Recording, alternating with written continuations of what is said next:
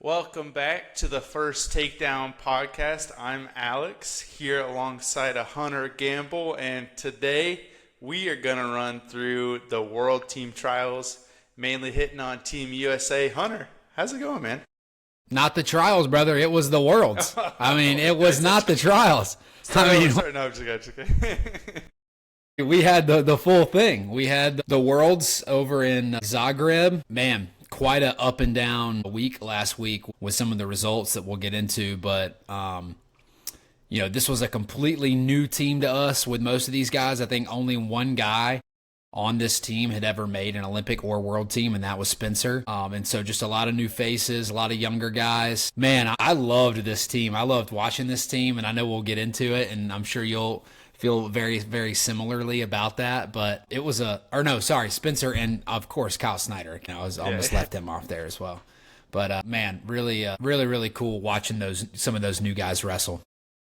Yeah, I enjoyed it, and it was a few early mornings for us. I mean, I know you're in Eastern time, and so we're getting up at, I don't know, it was like 5-ish. Yeah, watching a few of them, and I didn't mind it because then I just sit there and drink some coffee and read and just watch some wrestling, and it was fun. It was a lot of fun. And then like the middle of the day were those usually the semis or the placement matches and stuff. So yeah, it was a lot of fun. Like you said, a lot of new people, and just seeing them compete against some other people who are really good from other countries and seeing them kind of like, I think a lot of surprising to me of some good, some bad, and we'll hit on it, but surprising to me of them kind of matching the level of some of these guys that they haven't had the chance to kind of compete with. Yeah, let's just go right from bottom to top. Yeah, so I mean, just to kind of piggyback off that for a second, though, I mean, just to give like kind of an overview, the U.S. took second to Iran. After a year where we felt like we probably had one of the best Olympic teams we've had in a long time, with coming in and having Spencer, and then at 65 having oh my God, who was our Olympian last year at 65? Why do I do this? Was it Zane, right? Yeah, last year. Sorry, Zane. Yeah, I was gonna say Yanni. I knew it wasn't Yanni. Zane at 65, at 74 Dake, at 86 Brooks, 97 Snyder, and then 285 we had Paris. I mean, I think we were all feeling like that team could bring back a lot of golds, a lot of medals, and that team kind of fell flat. And then we had a lot of turnover to this year's team, and we're like, okay, well, if we didn't perform super well last year, how are we going to perform this year? And like we've got this emergence of Japan, everybody's scared of Japan, in which they actually wrestled really well at this tournament too. But it's just one of those things where we come out, we take a strong second place with a brand new team, and I thought that was pretty cool. But probably one of the low points of the weekend was when Spencer Lee loses in the quarters to Hartunian. He comes out early and wins a quick match against the guy from Turkey. He wins, and he texts the guy in like a minute or so, and then he loses that match to Hartunian. And Hartunian's been around. He's a tough guy. I guess hindsight being 2020, it wasn't a great matchup for Spencer. He just didn't look like he really could get anything firing in that match. And then ultimately Hartunian loses the next match to the guy from North Korea. And that was the end of Spencer's weekend. I mean, that was pretty much it. He didn't have a chance to battle back, and everybody was kind of eyeing maybe a potential match between him and RBY in the semis, which would have been really cool. But we don't get that. We're a little deprived of it. And I know that didn't feel great. And I know we didn't start there in the weekend, so it was kind of mitigated a little bit with some other great performances, but I know that one stung a lot for a lot of U.S. fans, kind of penciling in Spencer as a world champ this year. Yeah, and him coming off of Olympic silver medal, like he had the bye, and you're like, okay, I'm hoping that he should just be able to kind of run through and kind of pick up where he left off, and it one was. I was like, dang, I don't know, it didn't look super like Spencer to me, and I think the biggest, like he just in his match where he lost, it was like that guy was getting in on his legs like every He was all shot. over. And I know I've seen like all the stuff on Twitter, like, hey, is it time for him to go somewhere else and train somewhere else? So I don't know. What are your thoughts about that? I mean, it's one wrestling match. I mean, I don't know. Last year he was Olympic silver. He was a point away from being an Olympic champion, and he was in the same training atmosphere that he was in last year that he's in this year. I mean, I guess unless we see a pattern of it, right? Where if he comes out and doesn't look great, I mean, he wrestled Ono to a one match, and we know how good Ono is. I think unless we see a pattern of it, I'm not that concerned. I've always thought Spencer is one of those guys that, and I'm not saying he was this way on the college level. He was super dominant for sure. But I thought when he got to this level in freestyle, he may be a little bit more up and down just because of how his style is. And he really, in college especially, he kind of had to go out there and score early and beat you down or tech you fast or pin you fast. And I'm not saying that's the only way he could win in college. It became kind of a theme where he'd get up like 10 or 12 points, and then guys that were not on his level would maybe come back and score late, or, something like that, where maybe it was a gas tank issue. Maybe it was just that was his style. He comes out and scores really, really early and sprints and scores against guys really, really early. But it seems like if he can't do that, now he struggles a little bit, or he's actually been changing that up a little bit where he doesn't just go out and try to, I mean, the Ono match was very indicative of that, where he kind of changed his style a little bit, maybe to control the match a little bit more and become a little more freestyle savvy. But in this case against Hartunian, that wasn't. I'd be curious to see how, if he wrestled Hartunian again, how that would go. I think that Spencer probably wouldn't be the favorite in that match, but I think he could win that match just as easily as he could lose it at this point. But yeah, man, one match, I think you cut Spencer some slack. He's still one of the best in the world to me at that weight. So if they wrestled it again next week, he very well could come out. I almost like when Spencer's a little bit of an underdog now, I feel like. And I don't know if that's not too much of an underdog, but like just a little bit. And that kind of gets his fire going. I don't like when he hangs on. I feel like when he's hanging on is when he's in his worst. Yeah. And I mean, Spencer's still, I mean, right now, I think he's still the number one 57 that the U.S. could put out there. And I think he probably still will be for a bit. And he's proven that, man. I mean, he beat Luke Lillidahl handily, and Luke has shown how good he is at that level, amongst 57 kilo guys. Luke's right there, but he can't hang with Spencer right now. I think eventually he probably could. It's almost like if the only guys that even interest me, I think a little bit of getting down to there, if a Jax or a Marcus Blaze, like it was an Olympic year, where would they be? Like, I feel like Jax, if it was an Olympic year, and obviously it's not, and or Blaze, if it was an Olympic year, they'd be down at 57. In 2028, I don't know. They could both be up at 65. They could be down at 57, but they probably could be up at 65 at that point. But I'm just wondering, like, maybe those guys are the only two of the guys that could challenge him in 28. So we'll see. Obviously, no one placed at this weight for us, so it's going to be wide open again next year. He's not going to be sitting out in the finals like he was this past year. So kind of opens up that weight a little bit. Maybe we get some younger guys in there, somebody to surprise us a little bit. Maybe like an Anthony Knox does really well next year. I know he didn't have a great Junior Worlds, but we know how talented that dude is. So we'll see, man. That's going to be an exciting weight, but just a little bummer. Yeah, and I know because RBY got fifth, right? He was in that third place match, but wasn't able to get bronze there. That was one a little anticipation to see if he was able to close the gap a little bit, like with Spencer. Now that he's been training. Well, yeah, I mean he was right there with Hartunian in the bronze medal match and just couldn't end up figuring it out. I think he had a late score and then was kind of chasing him at the end and couldn't really get it. But yeah, that's kind of intriguing when you look at RBY versus Hartunian versus Spencer versus Hartunian, and you're kind of doing that. I really would like to see those two wrestle. I think everybody remember. I don't know if you remember this, but people used to talk about that match of like Spencer going up to 33 back when RBY was kind of dominating at 133 and Spencer was dominating at 125, and people always kind of wondered what would happen there. So now we actually might have a chance to see it. Yeah. Well, speaking of the Oklahoma State guys, Oklahoma State commit over at 61, 18-year-old Jax Forrest. Ends up Man, this getting fifth kid's place.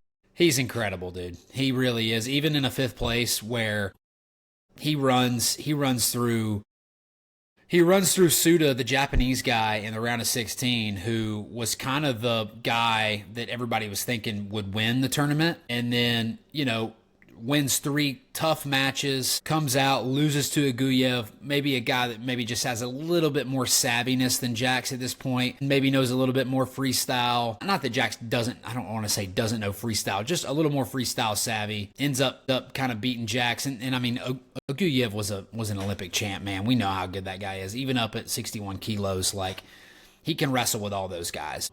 He ends up beating Jax, and then Jax, another match where, like, he's up 8-3, and you're kind of just like, hey, man, just hang on, kind of, play the defensive game. And he gets bit a little bit. Like, he was playing the defensive game, but then the guy got to his legs and he felt like he had to do all this stuff to score when, realistically, he probably could have just turned down in a couple of instances and given up, a 2. And he gets up like 3 2s, and he's down 9-8. And then, tries to get it at the end. There's a whole, singlet pull deal, which I don't even really want to get into that. That's not even something I care to talk about very much, because I was pretty pissed off about it. But man, the kid's incredible. I've been so impressed. And I mean, I remember when we were talking Jax Vito, and I was like, man, I think this guy can really, really beat Vito. And then when he did, I was like, well, I mean, we got to think now he can challenge for a world title if he's at that level. So, and he did. He challenged for it, ended up coming up a little bit short, but you got to be excited if you're Oklahoma State and the U.S. for a guy like that, and he'll be right back in the thick of it next year. Yeah, I mean, so close to a world bronze medal as an 18-year-old. Like, he was so fun to watch, though, because you're right. What the good word that you used was savvy. Like, some of these guys that have just been wrestling at the world level, they have that, like, hey, they know what they have to do when they need to score points, like wrestling through the edge there, and he does, but just you could see just a little bit of the experience somewhat in a few of those points there that he kind of gave up. But I mean, as far as his like attacks go, and like him like wrestling through positions, and I mean, even the points that he gave up, it was like, hey, it's okay, just come back up, and then he would like score again after that. But he was so fun to watch, and he was. That was a wild end to that bronze medal match, and I was like, what is going on here? Why are we doing this? And you can't leave it up to that. 2 matches. There were 2 matches that. And there were more than 2, but these were the 2 that stood out to me. Jax's bronze medal match and Levi Haynes' quarterfinal match against the Russian, where it looked like somebody was going to try to screw us in some way. Screw the U.S., screw Jax, screw Levi. Jax ended up, the result went against him. Levi, he ended up, figuring out a way to fight through it and win regardless of that. And so pretty cool moment when you see kind of something a little nefarious going on, or the guys are being slow back to the center, and then we still win in some way. I just love that. And Trent's match, it started to happen. His gold medal match, it started to happen a little bit, and then he just figured it out. Yeah. We'll get there. But a guy that did win bronze was Real Woods, man. And awesome. He had a good little setup for making it there. Obviously, you don't want to run into the best guys early, but if you are going to run into him, it's like, all right, I'd rather run into the best guy and lose to him and then have a chance in repechage. And he did run into the best guy.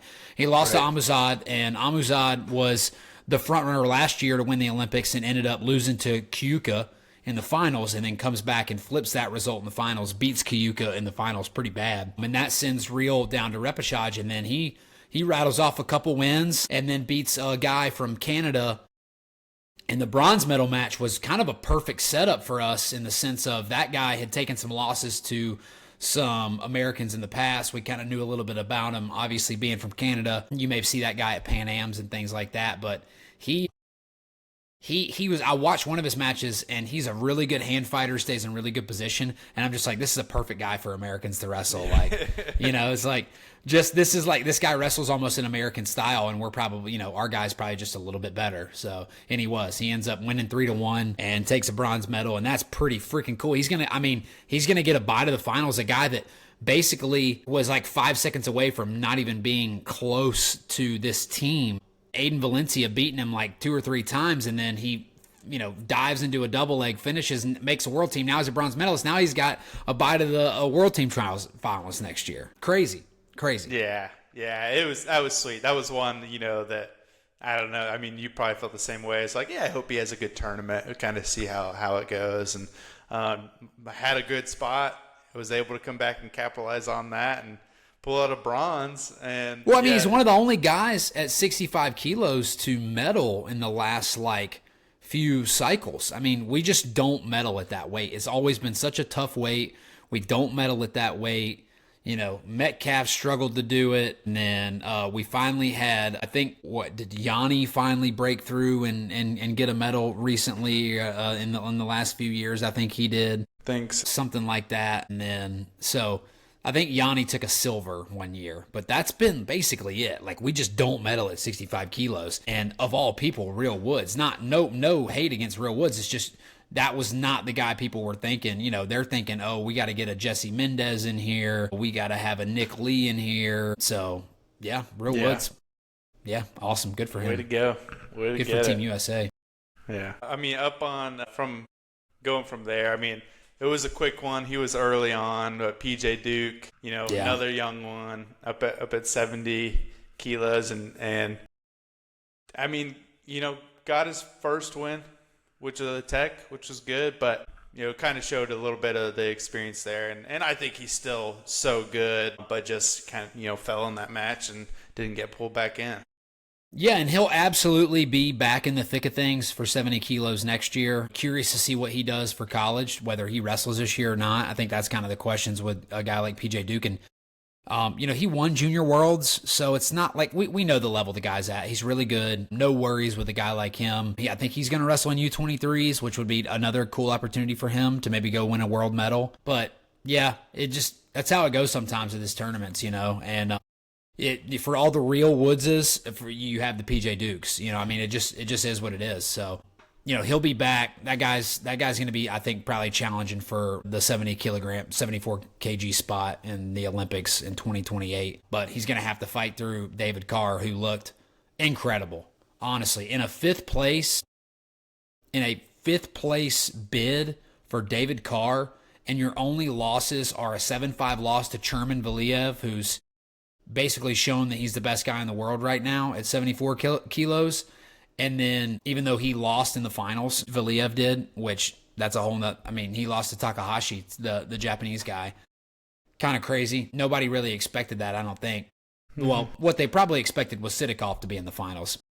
And David Carr, his only other loss was to Sidikov, which was a 2-2 loss, which Sidikov did nothing the whole match. So I thought David Carr looked outstanding, way better than what I thought we were going to get. Not that I didn't think we were going to get that, but if you told me he has a criteria match with one of the best Russians in the world, one of the best wrestlers in the world, Sidikov, who Jordan Burroughs always struggled to beat, Kyle Dake couldn't beat, I'd be like, okay, yeah, sign me up for that. I don't even care what round he loses to him in. Like, give me a 2-2 loss to Sidikov as your only result. I thought he looked outstanding, even in the matches he lost, but especially in the matches he won. Yeah, he was so fun to watch. Like, I expected him to be good, but obviously, like, his attacking in those doubles that he was shooting, his loss in the quarterfinals, it almost felt like it was like, all right, stop trying to attack on this. Just let's hang back. You've got your points, dog. But he was attacking, man. And that Ramazanov win, he destroyed Ramazanov. Yeah. I was like, oh my gosh. He was crushing that guy. That was pretty eye-opening, pretty impressive from him. Man, I'm curious to see what he can do over the next 3 years before this Olympic team. And then next year, obviously, takes fifth, not going to sit out in the finals. Probably going to have another couple battles with Messenbrink unless somebody else like PJ Duke moves up. And man, we'll see. He looked really good though. He's going to be a hard guy to keep off the team. Yeah, I feel like he got even more confidence. Yeah, I was hoping that he would pull off that win for Sidikov to get bronze. He was so close. That would have been special, man. That would have been special. But speaking of a guy that did get a medal was Levi that we were talking about earlier. He won that match over Usmanov that I was mentioning earlier, where it just looked like the refs were going to give it to that guy, and that guy did absolutely nothing. Speaking of what Sidikov, this guy did less than nothing. He went out there to not wrestle. It was like 2-on-1 hold position, 2-on-1 hold position. Levi wrestled a few close matches, but overall, I thought he looked awesome. Takes a silver medal at 79 kg, loses to Kugia Mitsidis, the guy from Greece, who looks like an absolute freak. That guy was like, what was really impressive about that guy was in the final, he looked like he was out hand fighting Levi quite a bit. And you just don't normally see that from guys from Europe or from Asia, like them kind of winning the hand fight. And Levi almost looked like he was like behind in the hand fight. And I was really impressed by that because every time I watch Levi, I'm like, oh, he's going to win the hand fight, or he's at least going to make it really hard on these guys. And he's so dang strong. You just look at him, you're like, this guy's going to stay in the hand fight and get in there. And he looked like he was almost losing it a little bit. Anyways. Yeah, he was that match where he pulled off that last second, like takedown the edge, just rolling through. That was sweet, and I was like, oh shoot, Levi's gonna get a medal here, and that was sweet because it was like you see so many of those matches and the guys in the world, so moving slow back to the center, and you're like, come on, we can do it, we can get that. That was like that match and Trent's match were like the matches that I was like I was in a Home Depot when I was watching Levi's match. I was watching it on my phone, and I was like, I'm like wanting to scream out like USA and like just, I felt so American being in a Home Depot watching a match at 8:30 in the morning on a Saturday. Like, those are the things that get you excited right there, Yeah, and that, like, you're right about that guy from Greece. He just Levi could not do anything on that guy. That guy was solid. He scored a takedown at the very end, but that was pretty much conceded by that guy. I mean, so yeah, that's going to be a tough guy to beat, but you got to feel pretty good about, hey, your first trip to Worlds and, you take a silver medal. He's such a young kid, still got a year of college left. Got to feel pretty good about a guy like him. We'll see kind of what his plans are for the cycle. I mean, he's going to sit out in the finals, so if he wants the 70 kg spot next year, he'll sit out in the finals. He probably will. So just curious to see who comes through a spot and wrestle him next year. We can talk about the 3 straight golds now if you want. So good. I know Zahid, Trent, and Snyder, dude. I mean, just and the fact that they were all kind of on different days too was even cooler. That we kind of got a little bit of a mix of it, and just Zahid being the first one that I think goes unscored upon. I mean, dude looked dominant all weekend long. Like, just so impressive. His first 3 wins, tech, and then comes out and beats Gassimpor the way he does. And, everybody thinks that Gassimpor is like this unconquerable. Listen, David had to kind of like pull it out at the very end to beat Gassimpor last year up at 92. And Zahid just dominated him. Looked way better than him. Beats Ishiguro in the finals. 12-0, dominates him. I mean, I don't know, man. Obviously, the change to Oklahoma State has been good. I mean, the dude made a world team at 86. First time he made a world team, and he's gold medal. At an Olympic weight, nonetheless. Yeah. At an Olympic weight, which to me is another like indication of, okay, is this guy's still getting better, it feels like.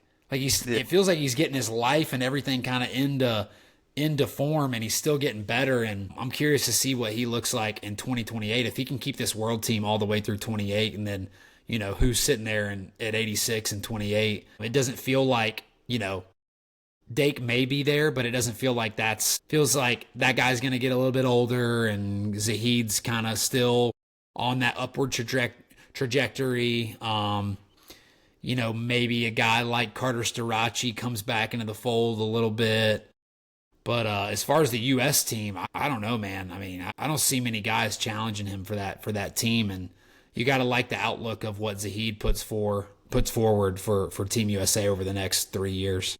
Yeah, he was so fun to watch. I mean, it was the first world medal of like the tournament, for us, and started off hot. Like his offense was crazy, and he was just scoring so many points. Like, and that lasted like, I don't know. I guess when I saw it's Ishiguro, am I saying that right? Ishiguro. He well, I saw his interview. I was like, I wonder how this final match will be. And then he came out and just put it on him, and I was like, oh shoot, the David. I'm pretty Taylor sure he effect. lost to him. Yeah. I'm pretty sure he lost to Ishiguro a couple of years ago. Yeah. But then Aaron Brooks had beaten Ishiguro at the Olympics, I think. Mm-hmm. Like teched him, which that's not to say that Zahid will, but man, that was the most dominant performance out of anybody over the weekend was without a doubt Zahid. At any weight, I mean, he looked phenomenal. I don't really have much else to say. I mean, it's just cool to see, like, somebody is wrestling while we were still wrestling, and to still be getting better how much he has been, and like taking the jump, going to Oklahoma State. But yeah, that's his spot right now for sure. I think his freshman year was my senior year. He was a 74 pounder, and I was up at 84. Thank God, and didn't really want to wrestle him. But I think that was the headgear pull year against Mark Hall back in 2017. But the David Taylor effect against Iranians is real. They hate that guy. They hate that guy. Dude, I mean, following it up, I mean, Trent Hidley, what a freaking story. Goes out and, I mean, he looked good all weekend. I was kind of like, okay, he looks good, but what's he going to look like against this Russian guy in the finals, right? So he's down by 8. He's down 10-2. But I could already see that guy fading a little bit. But you just know when those Russians get up 10-2 and, those guys that get a little tired, they're like, man, if I can just go out and score 2 points and end this, it's over. But it was all off counters. It was all off that double into a counter. And I don't know if you noticed this, but Trent made an adjustment kind of later in the match. And I don't know if it was this guy being a little bit more tired, but I think Trent actually made an adjustment on his double. So when he would double or get to that high crotch and then switch off to a double, this guy was rolling him through, and Trent would do a back arch, but then he would just roll back over. Mm-hmm. Okay? So instead, Trent would do that, but instead of like rolling all the way through and trying to get back to where it looked like that guy rolled him through, Trent would just hold the guy. So he would just basically hold him and stay there, and that guy was kind of trapped on his back, and he couldn't roll through. And then they'd switch it and give it to 4 blue, and that's what ultimately won Trent the match. He got that last 4, and that's what won him the match. But I noticed that kind of late he made that change from earlier when he ended up giving up that exposure and gave up those early counter scores. So to me, it's really impressive to make those technical changes mid-matches. To me, like we used to say like the good wrestlers, they can make changes over like a month or a week. Great wrestlers can make changes from like match to match within a tournament. And the best guys in the world make changes mid-match. Like they can adapt mid-match. And to me, that was an indication of like where his level at. Obviously, we know how good Trent is, but I don't think many people would have thought Trent Hidley coming in, gold medal at the World Championships level good, and him making those adjustments mid-match in freestyle. I was really, really impressed by that. I thought that was really, not many people in the world can do that. No. It's really hard to do. And so I thought that was pretty cool. His story was cool. Him with all his emotion that he showed after the match was, it almost left me like speechless, and I was starting to maybe tear up a little bit just because, like, when it's a guy that's as good as maybe Kyle Snyder or, has kind of been there before, it's like, but when it's a guy like Trent Hidley where maybe no one ever thought he'd even get to the world team or make a world team, and then he wins a world title, it's like, it's pretty cool, man. Leaves you speechless. Yeah, that one just felt so good watching it, and especially like in the fashion that he did it. Yeah, the adjustment you're talking about, I think I heard in like one interview, he was like, yeah, I think like to my understanding, as long as like he doesn't roll me all the way through, I can hold on. And he was right. He made that adjustment and made it happen. But for a guy that never won an NCAA title, and I think him talking about the interview, he was like, yeah, he knew when he came back in, he was like, I don't remember how they scored those dress up. Like I kind of blacked out there, and I was like, you could kind of see it. He just he was going after it in the match, and all of his matches, he's like been doing that. He's punching straight, underhooks. Yeah. Oh, that's classic Trent Hidley. Just punching himself in the face. You love to see. Yeah, but he was just like it seemed like he blacked out. He was just sitting there wrestling. It was like so much like emotion in his actual wrestling. It was like raw. And then when he was coming back and he was winning, you could like hear the music behind him. And I was like, oh, he's gonna come back. He's gonna win this thing. And that one felt like I don't know. I was pumped. If I was in the Home Depot, I would have been shouting USA on that one for sure. For sure. I felt like Trent Hidley. Watching Trent Hidley win a world medal in a Home Depot. I wasn't in a Home Depot, but if I was, that's like peak American. Like I don't think you get more American than that. Now, obviously, it was still pretty American watching Levi get one over on a Russian that was stalling his ass off, but still would have been maybe a little bit better. A Russian that was stalling? That's kind of funny. Nice. And then our last gold of the tournament, so we wind up with 3 golds. Kyle Snyder comes out and takes gold. Azapira in the semis, he beats, oh my gosh, the guy from Bahrain. I mean, he was the Olympic champ last year. I'm just going to have a hard time remembering his name off the top of my head right now. He's the Russian transfer. He's really, really good. But they had a close match at the Olympics last year, and Azapira ends up flipping that this time around, beats him in the semis. And then Kyle Snyder, man, just kind of very Kyle Snyder-like, comes out early tech, wins the next match, 5-0, beats the Japanese guy Yoshida pretty handily, and then wins a 4-2 kind of back and forth match with Azapira, the guy from Iran. And pretty cool to see Kyle back on top. We haven't really seen him back on top in a while, and it's always been, he kind of got that glory early, and then he lost to Sadulayev. He's taken some losses here and there to a guy from maybe Iran or Azerbaijan, and he always was kind of in the medal conversation, but never really back in that gold medal spotlight since kind of his rivalry with Sadulayev. But obviously no Sadulayev here, and Kyle wins, so pretty cool to see him win. And like I said, 3 straight golds. That's always good. Yeah, I think he, is back where he belongs, being Captain America and getting a gold medal. And it's been a crazy year for Kyle for sure. So glad that he can finish at least this competition at the world level on top there, and hopefully can kind of keep that going. I mean, he's been able to stay at least consistent of like always being in the conversation, and was able to squeak these ones out and maybe have like the match on the other side of the bracket go the way that he maybe needed it to go. Yeah. And was able to pull out the gold. So that was a good way to finish. And it happens. And I mean, some people were saying that Kyle might not even wrestle in the team trials, and now he's gold medal winner. So pretty cool for him. I don't think he spoke to the media. Did you see? He did a quick interview, but I think it was just like glad to win. I'd have to go watch it again, but it was super quick.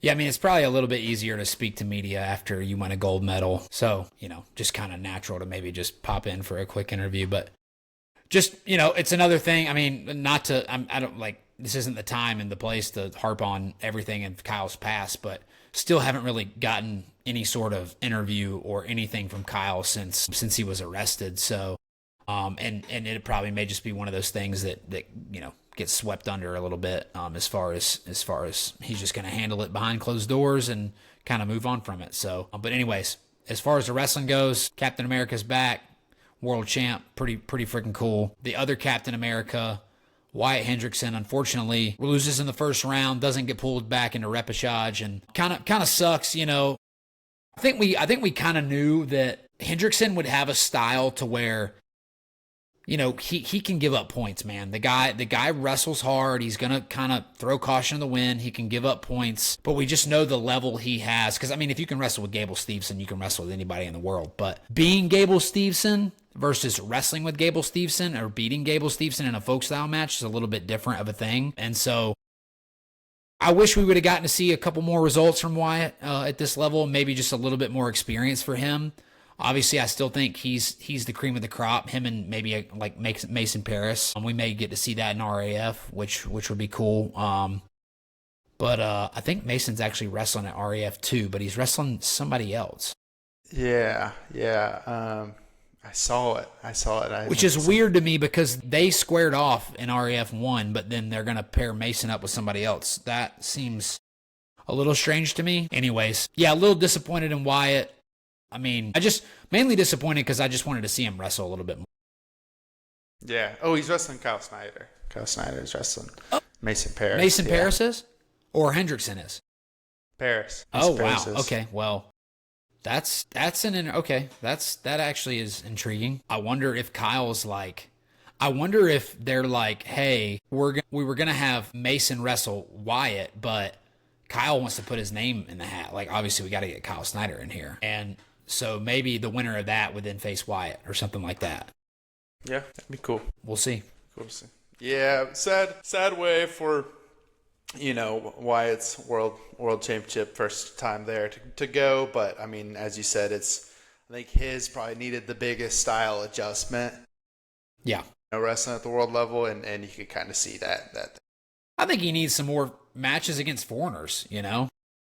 He needs to wrestle some more guys that are, he needs to do some overseas events. I think this year should be focused on that. And I think every time we've seen Wyatt wrestle more, he's gotten way better. And I don't have any reason to believe why that wouldn't be the case. If he just keeps wrestling more, adapting to freestyle, he's going to keep getting better. Mm-hmm. What surprised you the most over the tournament? Yeah. And then also, what was like your number one favorite moment? We probably already hit on it, but yeah, I'm sure we did. I would say the thing that surprised me the most was when I hear the word surprise. I guess I feel like it's more in a negative reaction or a negative connotation, and I don't know why that is, but I was surprised by Spencer losing the way he did. I was very surprised by that. I almost kind of put my phone down as I was watching it, type of surprise. I think that if anybody said we came in this weekend, we won 3 golds, but Spencer didn't medal, how believable is that? I think you would have been pretty surprised by that. And so it's such a good performance by Team USA, but then to kind of counterbalance it with some performances like a Spencer that was supposed to win gold or maybe, make the finals or win bronze or something. I think that was my biggest surprise. Him losing, but plus him losing the way he lost. Yeah. To not like Hartunian's good, but he's kind of a journeyman. I mean, he's been in the thick of it a while. He's not some new guy on the streets, or he's not some just uber talent that Spencer can't wrestle with. He can wrestle with all those guys. So that's probably my most surprising moment. And then Trent Hidley winning, man. I think that will just go down. Man, that was incredible. I mean, I know we hit on it earlier, but him coming back and winning the way he did was so just, man, it fired me up. Yeah. What about you? I'd probably be almost the exact same. I think in the good surprise, it would be that Real Woods being able to pull out a bronze there was sweet, and then just David Carr with Sidakov. I think that match especially, I was like, oh shoot, I didn't think this is how this would go, and then Trent's match winning was the best moment of the tournament. I thought it was the Heat at first, but then Trent's finals match, and I was like, this is it. It was the Heat until that, and then I would also say overall, just how young our team was and the success that we had. You got 3 golds, 1 silver, and then a bronze. I mean, you medal 5 out of 10 weights. Maybe you don't feel great about it, but one of the weights you didn't medal, or 2 of the weights you didn't medal, you had 5th place guys wrestling for a medal. So you wrestle for a medal in 7 out of 10 weights, and 2 of the guys that took 5th, you're super impressed with, being David Carr and Jax Forrest. So I mean, man, I thought that Team USA looked really cool for the young team that we had, and this is one of like I said, I love this team. It's such a cool team. I'm looking forward to 26 already in the sense of just what can we continue building? Is this going to be a similar team we're going to bring? Or is it all going to, just as easily as Jax made this team, Marcus Blaze could make this team in 61 kilos in a year. He looked phenomenal at Junior Worlds. I think if you throw him at Worlds this year, he's going to have a very good performance. I'm not saying he's going to win or he's going to medal, but those guys are going to be right there. Jax is not sitting out. Marcus is going to be right there. And yeah, I don't know, man. I just think this team, 3 golds, is pretty freaking cool. Yeah, and that's the exciting part. I mean, we talked about like the Olympics last year and having a team that kind of felt pretty solid, but it was a lot of guys that had been there. But now a team that really young, had a really good performance, super exciting, and it could be even newer guys and like younger guys. It's still like it could be a completely different team. For the most part, give or take a few, but it's just I feel like it's exciting and it shows a big step. I think that we're moving on up. Moving on up. We are. Yeah, we are. Well, that was a good recap. Some good wrestling. Some Greco still going right now. Yep. But and then folk style season's coming up, so. Yeah, we'll start focusing on folk style season here soon. Well, quick shout out to Hel Morales for also being able to pull out a gold. World champ. You got to give it to world champ. Yeah, season starting soon. There's a little crispiness in the air. I feel like I'm supposed to start losing weight. Yeah, start losing weight, but I don't have to, so that's nice. But we probably should. Yeah. It's fine. I'd rather not, but. I will, maybe. But maybe. Yeah, it's almost time. Good deal. Hunter, it's been a good one. Let's keep going. Like and subscribe, First Takedown. Follow us on YouTube, or like and subscribe on YouTube. Follow us on Instagram. We're going to start posting a little bit more on Instagram. Full episodes out on YouTube. Woo! Bye.